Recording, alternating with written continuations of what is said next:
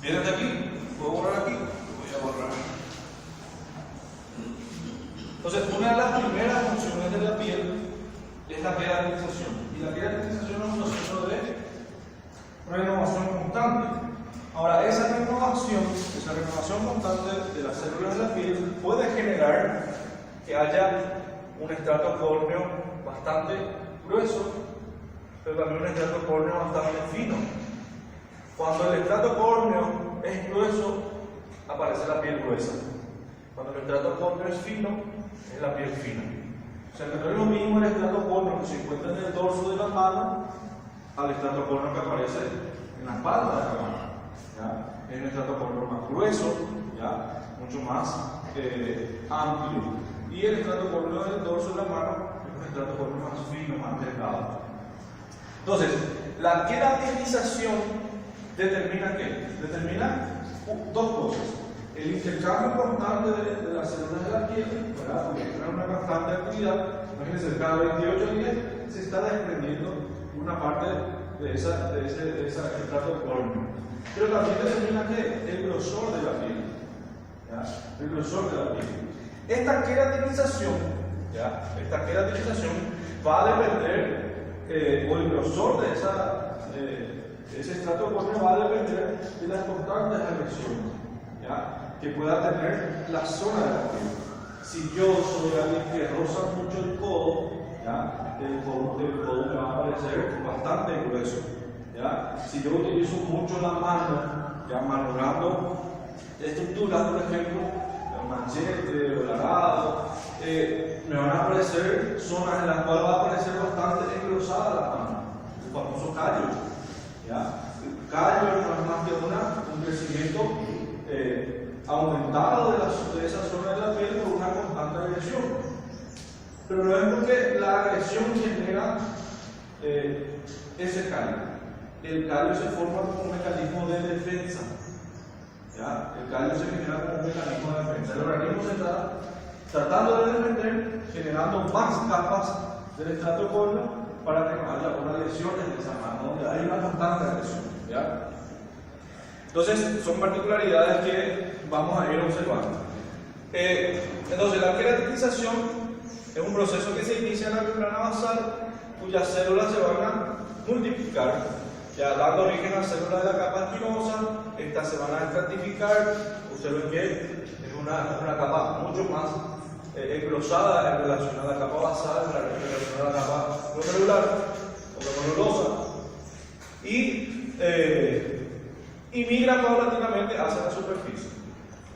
Entonces, en otras palabras, la queratinización no es más que un proceso de migración y diferenciación de las células basales hacia la superficie de ese epidermis. Dice, posteriormente se aplanan, desarrollan granulaciones internas de queratina para convertirse en la capa granulosa. Y finalmente vienen las granulaciones transformándose en las células anucleadas de la capa córnea. Entonces, en esto consiste principalmente lo que es el proceso de la queratinización. Estos gránulos de queratina están formados por una proteína rica en histidina, se convierten enzimáticamente en filagrina en la capa córnea y determinan la agregación de filamentos de queratina.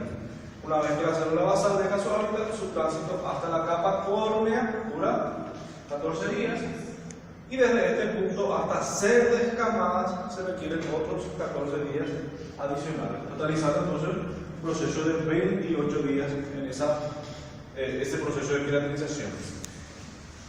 Hablábamos de la célula, de los queratinocitos de la capa basal, ¿verdad? Que en este caso tenían todos los componentes citoplasmáticos, tenía un núcleo, que este núcleo estaba más cercano al polo basal. ¿Por qué? Porque recuerden que es una célula que necesita nutrientes por su actividad mitótica constante. Constantemente va generando mitosis. Y esta célula basal tiene dos particularidades. Ella es capaz de formar células parecidas a ella.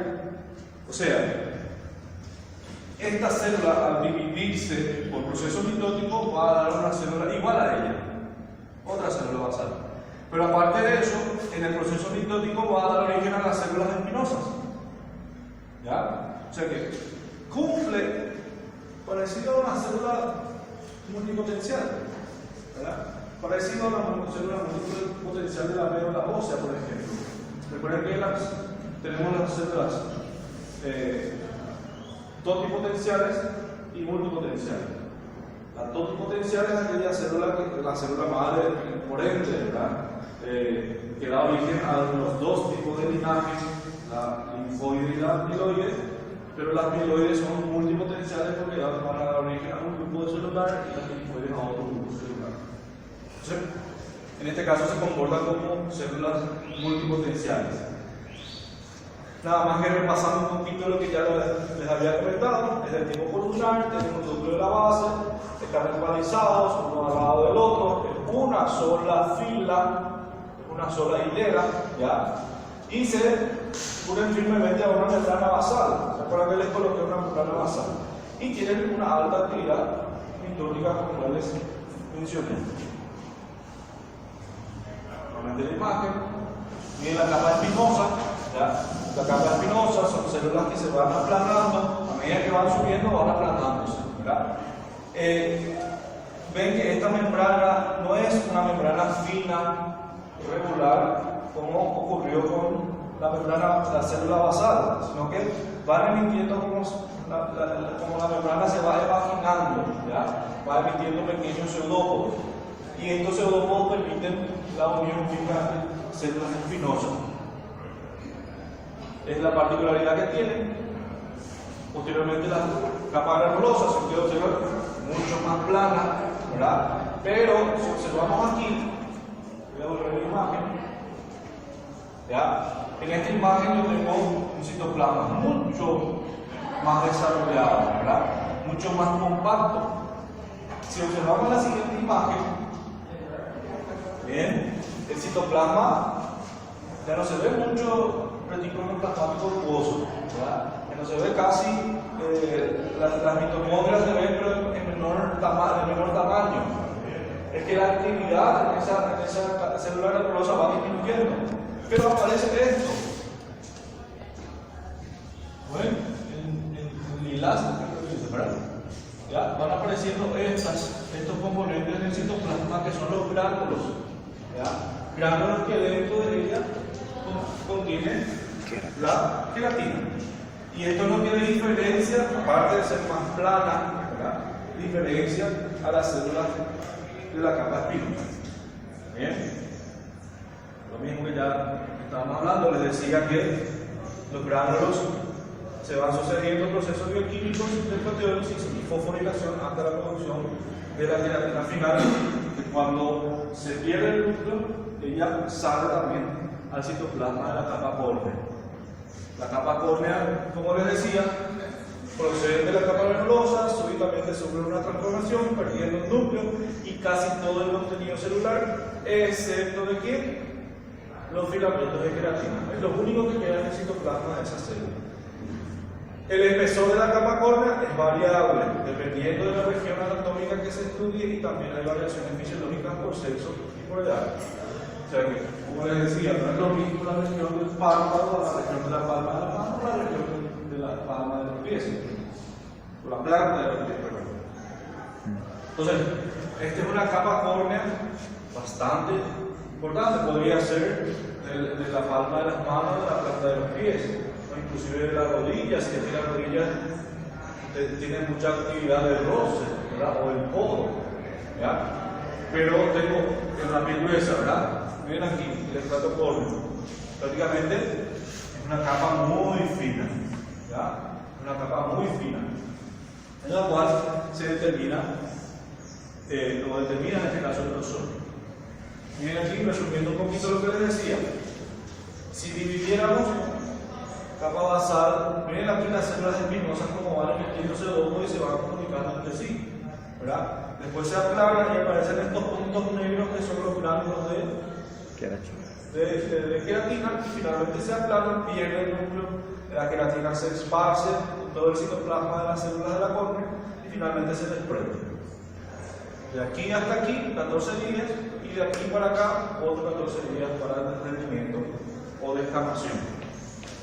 Si ustedes observan, hablábamos siempre de las células estas amarillas.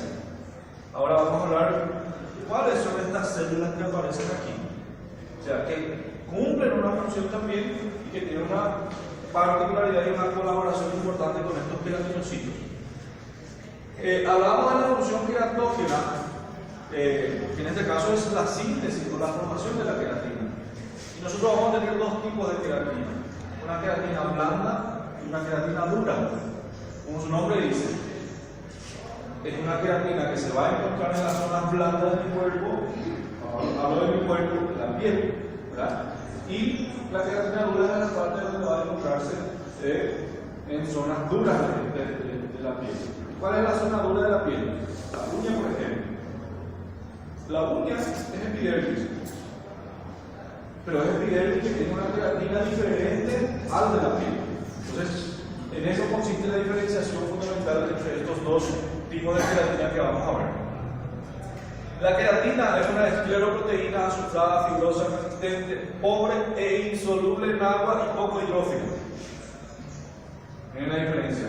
Insoluble en agua, o sea, no se mezcla con el agua, y aparte de que no se mezcla, lo rechaza. ¿Verdad? Lo rechaza. Y ahora la pregunta es: ¿y cómo ingresa a mi cuerpo agua a través de la piel? Recuerden que nosotros tenemos poros, ¿ya?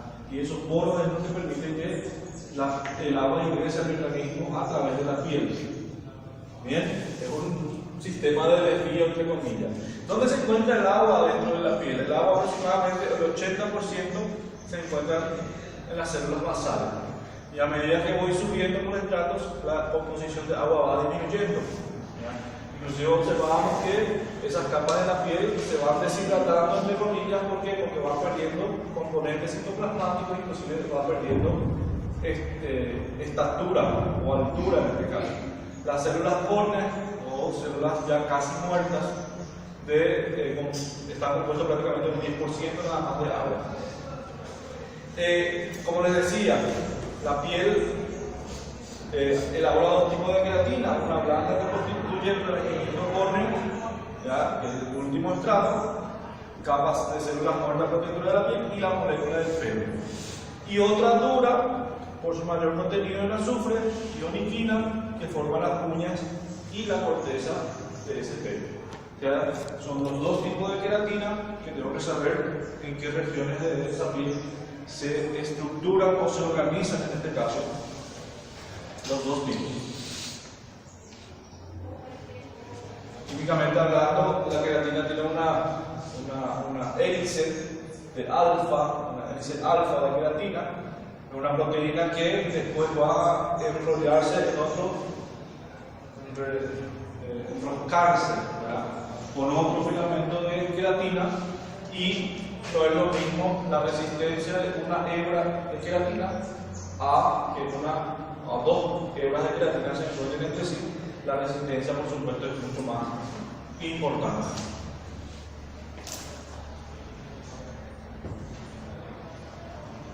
La queratina es una proteína insoluble, resistente a ácidos y álcalis débiles y, por supuesto, dispuesta en fibras que ya vimos que están entrelazadas entre sí. La epidermis, aparte de su función de queratogénesis o de queratinización, cumple otras funciones. Primeramente, aparte de formar el grosor o determinar el grosor de la piel, determina que haya sustancias que puedan pasar a través de ella o puedan salir a través de ella. Y la piel nosotros determinamos más en su capacidad de dejar pasar o no agua. ¿Ya? Dejar pasar o no agua. Si no deja pasar agua, entonces quiere decir que va a permitir que otros componentes del tipo lipolítico, ¿verdad?, puedan penetrar a través de esa piel.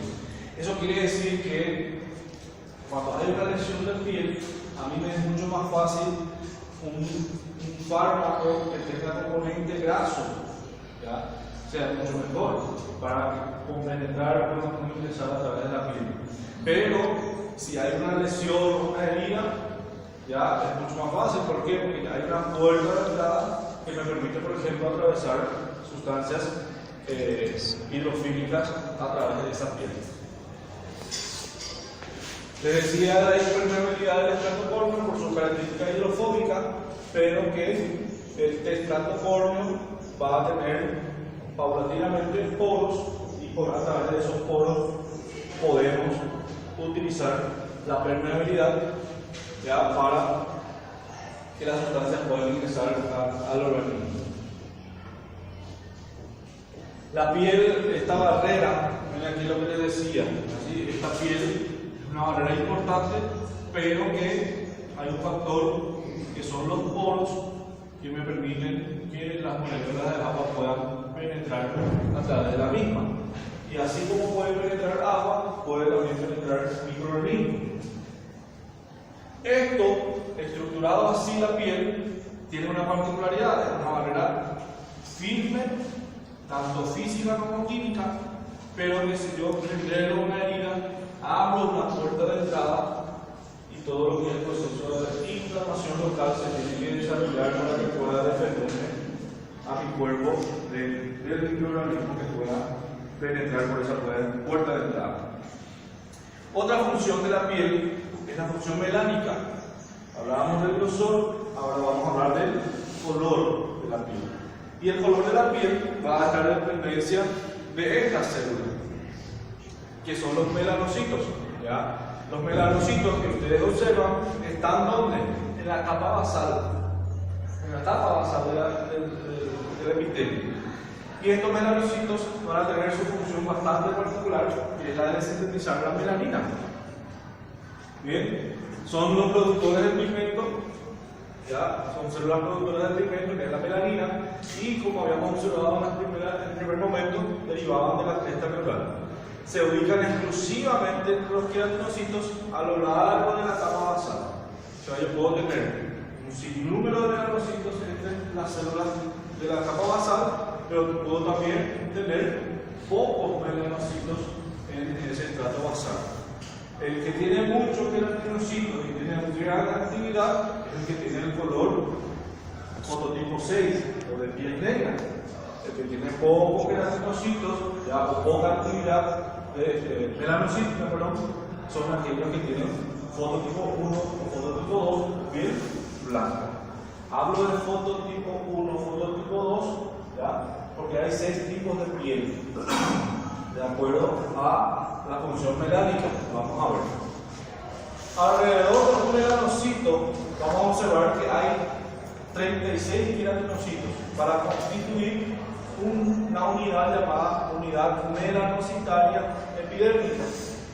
Esa unidad melanocitaria epidérmica es aquella que se encarga de, uno, captar la melanina que se produce en los melanocitos y trasladarlo hasta las capas córneas.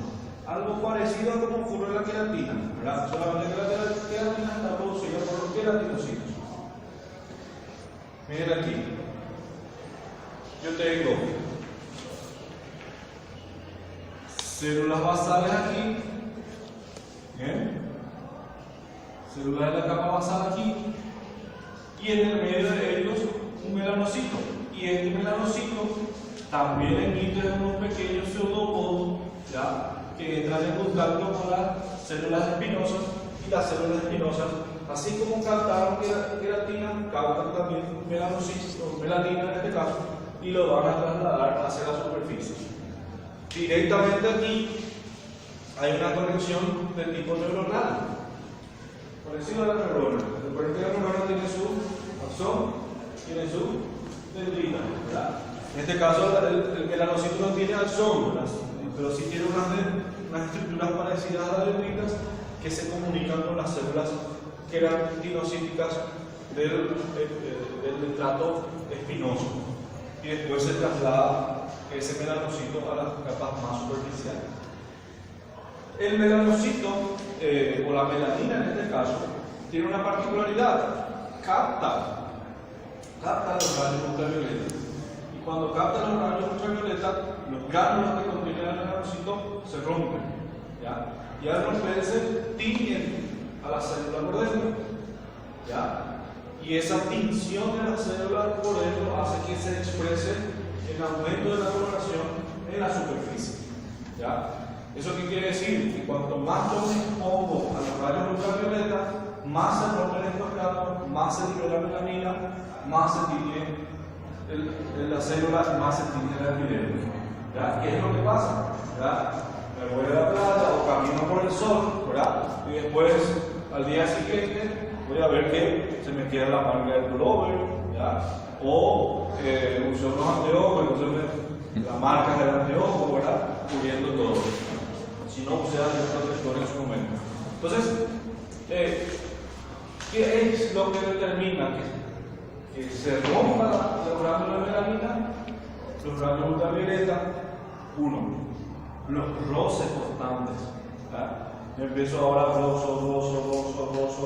Ese roce constante determina que en esa zona se vaya a romper más glándula de melanina y que va a dar color. ¿Ya? ¿Qué es lo que pasa con el codo? ¿Verdad? El codo es lo que más apoyamos, más roce genera. Entonces tenemos un codo bastante más colorido, ¿verdad? Más oscuro, por ejemplo, que otra zona del cuerpo. Lo mismo pasa con las rodillas, ¿verdad? Las zonas de roce. Eso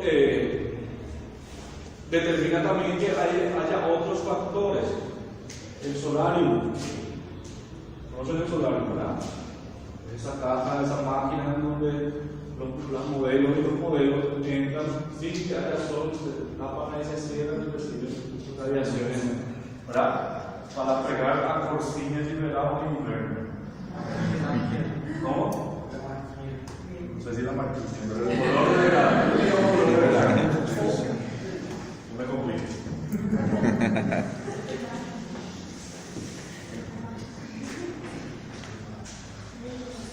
Bien, pero la melanina, ¿ya? La melanina, recuerden que los gránulos de melanina se transfieren mediante los procesos dendríticos a los queratinocitos adyacentes donde son fagocitados, ¿verdad?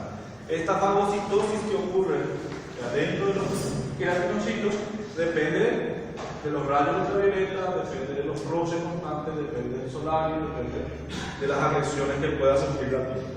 Además de servir como colorante de la piel del pelo, la melanina sirve para proteger a los queratinocitos de la epidermis y las estructuras subyacentes de las lesiones que puedan generar la radiación ultravioleta.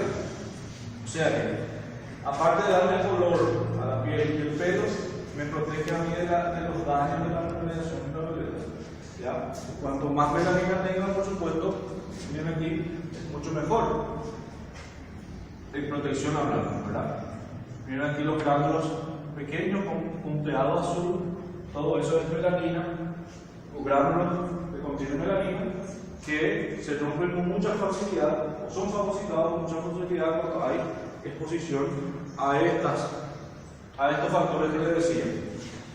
Aceleradores de la melanogénesis, la luz, el calor, traumatismos leves y reiterados como el solarium, ¿verdad? Que bronceea la piel, pero que cuanto más yo rompo los gránulos de melanina, menos protección tengo, ¿ya? Menos protección voy teniendo. Hay otros factores también que regulan el funcionamiento de la melanogénesis, como los factores hormonales y la luz solar, ¿verdad? Hay un factor importante dentro de las hormonas que son las hormonas esteroideas, ¿verdad? Las hormonas esteroideas. Y dentro de las hormonas esteroideas, las hormonas que tenemos, las hormonas sexuales también. En el hombre recuerden que tenemos testosterona en cantidad, pero también tenemos estrógeno, ¿ya? Y en este caso, el estrógeno, por más mínimo que sea, ya sea en la mujer o en el hombre, asociado a la obesidad, aumenta la ruptura de los gránulos de melanina. Y eso determina, por ejemplo, que en los obesos, ¿ya? Recuerden que cuanto más grasa yo tengo, más desarrollo las hormonas esteroideas y más las hormonas sexuales como el estrógeno. Entonces se desarrolla una ligera marca en la región del cuello, ¿ya? El pliegue del cuello genera roce y va determinando una mancha, ¿ya? Una mancha muy característica de una predisposición al desarrollo de la diabetes específicamente. Si había dos tipos de queratina, hay dos tipos de melanina. ¿Ya? Tenemos la eumelanina, que es la melanina oscura, y la feomelanina, que es la melanina clara, que en este caso va a depender del tipo de piel, del número, del tamaño y la distribución de los melanosomas para determinar estos tipos de melanina. Entonces, cuando hablamos de melanina, el pigmento es también, aparte del pigmento, es protección contra las radiaciones ultravioletas. Y cuando hablamos de pigmento, la melanina va a determinar el color de la piel. Y para saber cuáles son los colores de la piel, vamos a ver este cuadro. ¿Ya? ¿Cuáles son los 6 fototipos de piel? ¿Cuáles son los fototipos? ¿Cuáles son los tipos de piel de acuerdo al fototipo? ¿Y cómo reaccionan al sol? ¿Ya? Y vamos a ver la particular. El fototipo 1 es aquella piel blanca, pero blanca, que casi llega a ser albino. Recuerden que el albino es aquel que no tiene melanocitos, no puede desarrollar pigmento, la melanina. O sea que es una patología. ¿Ya? Aquí el blanco de ojos azules, ¿verdad? Que tiene la particularidad, cuando sale al sol una hora, al día siguiente se pone rojo y después empieza a descamarse, ¿verdad? Conocen a algunos de ellos, ¿verdad? Conocerán a algunos de ellos. O sea, su exposición al sol es eritema intenso y después se descama. Y nunca se pigmenta, ¿verdad? Casi no se pigmenta. Fíjate el que siempre se queja, hay un pelo atorcino, un pelo atorcino.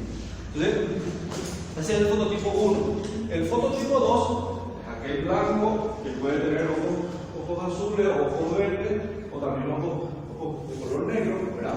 Pero que tiene su particularidad.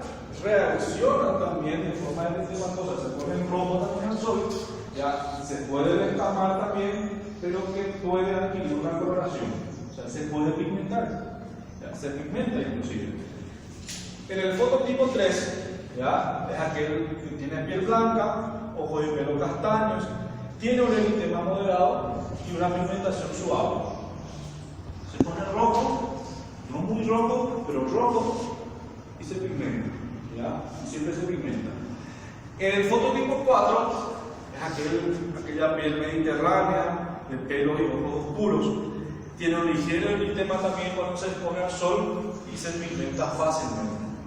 Ya que camina de acá hasta la ruta y ya se quemó y se tostó. ¿Verdad? Fototipo 5 es aquella piel morena, de tipo india, sudamericana, incrustática, gitanos también, como le conocen así. ¿Cuál es su característica? El eritema es casi imperceptible, pero se pigmenta bastante. ¿Ya? Sale al sol, casi no se pone rojo cuando se exponen al sol, pero que se pigmenta con mucha más facilidad. Y el fototipo 6 es aquella piel negra, donde no hay eritema, ¿verdad? Sale desde las 7 de la mañana hasta las 11 de la noche, 11 de la noche ya hay sol, hasta las 6 de la tarde. No hay eritema en ese proceso, pero sí hay pigmentación o bronceado. Entonces son los 6 fototipos, el tipo de piel que tienen y su reacción. Si ustedes se dieron cuenta, del 1 al fototipo 6, la pigmentación es mayor y va disminuyendo. El eritema es mucho mayor en el fototipo 1 y va disminuyendo hasta que llegamos al 6 que casi no hay eritema. Y la pigmentación, que es de 0, va en aumento cuando llegamos hasta el fototipo 6. O sea, se invierte tanto la reacción eritematosa como el bronceado.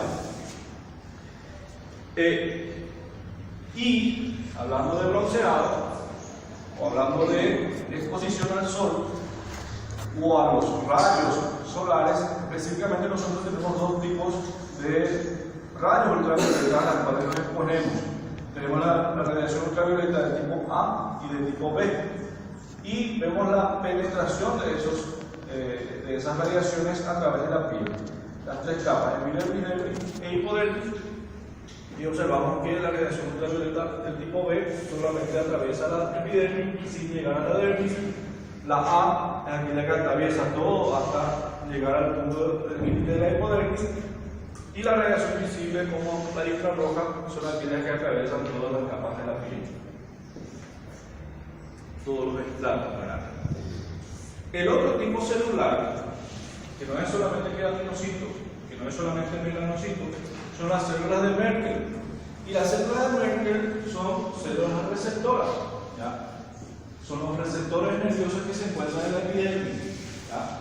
Estos receptores, si ustedes observan, ya tienen una cápsula. Yo siempre pongo el ejemplo. Tengo un balón, ¿ya? Y ese balón lo lleno de agua. Y al llenarlo de agua meto la mano ahí y cierro. ¿Qué es lo que tengo? La mano, el agua que rodea y un balón por fuera, ¿ya? Y este disco de Merkel actúa así, ¿ya? Es una cápsula que dentro hay una sustancia gelatinosa y en el medio una fibra nerviosa, ¿ya? Que cuando yo toco el globo o el balón por fuera, ¿ya? ¿Qué es lo que se va a mover? Se mueve la cápsula y se mueve el agua que se encuentra dentro. Entonces se mueve la mano, ¿ya? Entonces, cuando yo toco, por ejemplo, con este dedo el dorso de la mano, la cápsula se achata, se aplana, ¿ya? O se deforma. Y al deformarse, hace que el líquido que se encuentra dentro, que tiene sodio, potasio, todo lo que compone un líquido extracelular o intracelular, el sodio que se encuentra dentro de ese líquido ingresa a las fibras nerviosas. Y si ingresa sodio en una fibra nerviosa, ¿qué pasa? Se despolariza, ¿verdad? Y al despolarizarse genera potencial de acción y ese potencial de acción después se transmite por la fibra nerviosa. Entonces, esta célula de Merkel es bastante sensible, es muy sensible. Por eso así que yo agarro el dedo y ligeramente toco y ya siento. ¿Ya? ¿Dónde se encuentran más los discos de Merkel? Yema de los dedos, en los labios, ¿ya? En la cavidad oral, ¿ya? En la pared de la cavidad oral, en las paredes laterales, ¿ya? ¿Dónde más? En la planta de los pies. Porque yo camino y yo siento que el piso es plano, pero también siento el zapato, también siento la media, ¿verdad? Pero siento todo lo que está ocurriendo por debajo de mis pies o por los lados de mis pies. Y si voy bajando la escalera y si voy pisando una estructura que no corresponde a la línea plana, también lo voy a sufrir. Entonces son discos muy sensibles. Y para ello es para el tacto. Son discos para percibir tacto.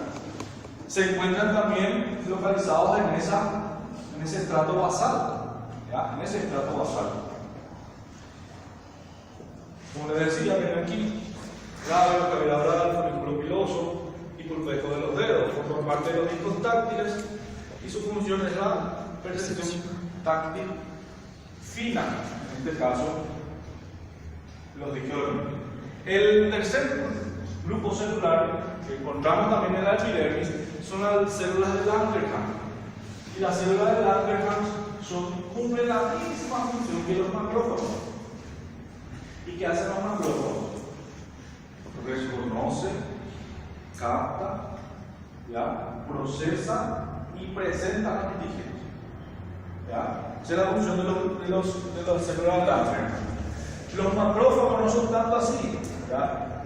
Los macrófagos reconocen, captan y después fagocitan, ¿verdad? Y dentro de esa fagocitosis hay algunas excepciones en las cuales se presentan antígenos para los linfocitos. Entonces esa es la función fundamental de la célula de Langerhans. Son conocidas como células dendríticas, ¿ya? Generalmente en posición suprabasal, o sea, por encima de la capa basal, en el estrato espinoso.